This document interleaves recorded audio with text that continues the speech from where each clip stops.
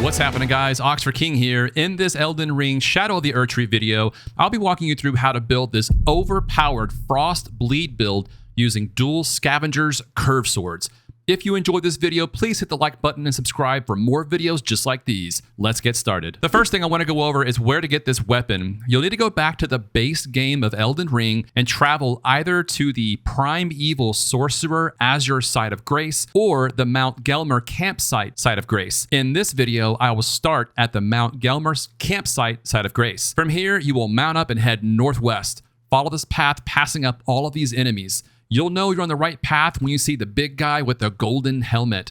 Pass him up and keep going up this rock path. You'll then see two items along with a grafted waiting at the top to jump down on you. It is here where you will find the Scavenger's Curved Sword. To obtain the second Curved Sword, you will need to either start New Game Plus or have a friend drop one for you. The Scavenger's Curved Swords we'll be using in this build are one Scavenger's Cold Curved Sword in the main hand and one Scavenger's Blood Curved Sword in the offhand. The Cold Curved Sword attributes requirements are 9 Strength and 14 Dexterity. The attribute scaling is C for both Strength and Dexterity and B for Intelligence. The passive effects will have 105 for Frost Buildup and 38 for Blood Loss Buildup. The Blood Curved Sword attributes requirements are 9 Strength and 14 Dexterity. The attribute scaling is C for both Strength and Dexterity and D for Arcane.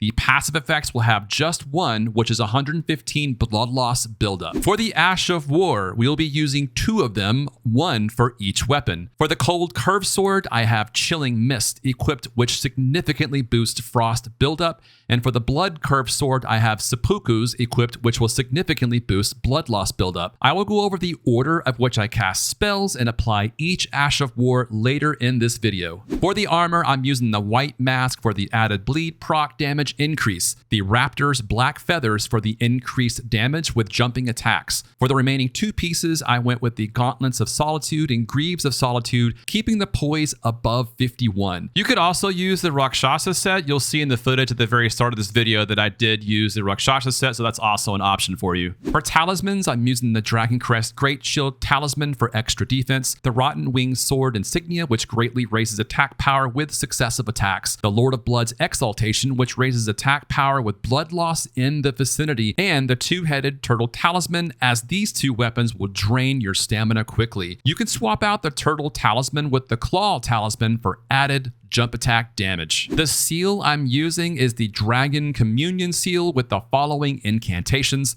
Bestial Vitality with a faith requirement of 12, Golden Vow with a faith requirement of 25, and Flame Grant Me Strength with a faith requirement of 15. If you don't want to use the Golden Vow incantation, I recommend using a dagger in either the offhand or the main hand and equipping it with Golden Vow Ash of War instead, which then lowers your faith stat attribute points down to 15 from 25, leaving you room for other attribute points. For the Wondrous Physick, I am using the Opaline Hard tier, which temporarily boosts all damage negation, and the Thorny Crack tier, which makes consecutive attacks grow stronger. Comment below on which Wondrous Physicks you'd be using with this build. For the RL 150 attributes, I have the following: 55 Vigor, 25 Mind, 30 Endurance, as you will be using up stamina quite a bit with this build, 12 Strength, 33 Dexterity. I left Intelligence alone as it's not needed with this build.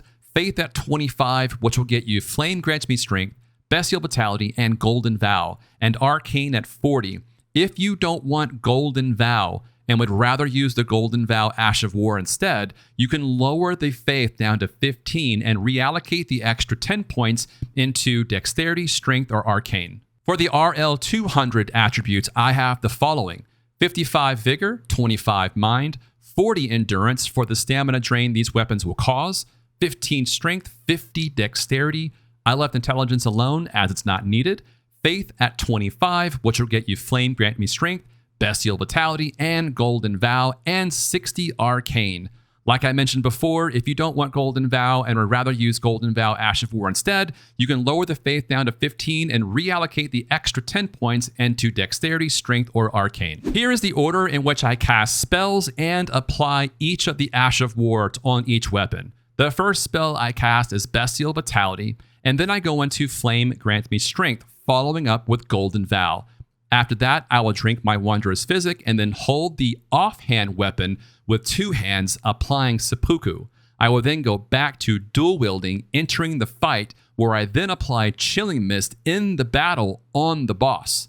I'll top off my blue when I get the chance, and I also reapply Golden Vow and Chilling Mist if I can during the fight, especially Chilling Mist. My final thoughts of this build is exactly how I thought this would go, especially with seppuku in the mix. I tend to stay away from seppuku builds, but I thought it would be fun to pair this up with Frost just to see what kind of damage this build does with procs. It does a ton of damage, no question, to the point where I almost skipped Radahn's final jump phase in the second phase of the fight. Speaking of which, here's the full Radahn fight using this build. Enjoy.